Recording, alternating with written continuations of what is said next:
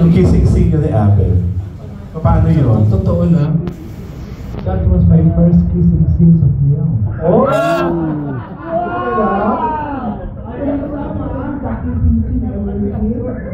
Demure, ha?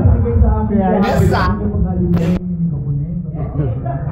True? That's true. Kaya, ganun lang ang kissing namin. That was my first kissing scene.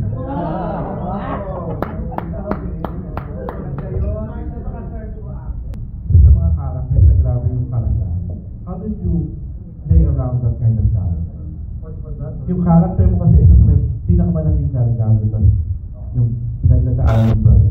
How did you play along with that kind of character na may ganun kang you working for them tapos pagdating mo ganun?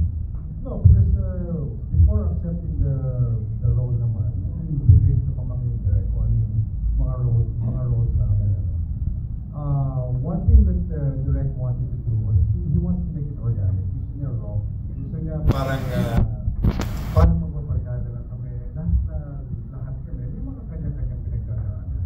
At lahat naman tayo, may problema tayo. So parang ang ginawa ko lang naman talaga, lahat tayo may problema sa families natin. Ako naman, parang gano'n na yung ginawa ko. So parang, it was to make it more organic. Ang in-invite ko lang sa kanya is, lahat tayo may pinagdadaanan. Lahat tayo may mga problema. So, yun lang din yung attack ko. It's more of, bawat tao, bawat lahat tayo, nagkakaroon tayo ng problema sa family. Pero of course, ang lahat ng problema, may solution na. This is for Eric and for Arnel. Meron kayo nakakalok ang consultation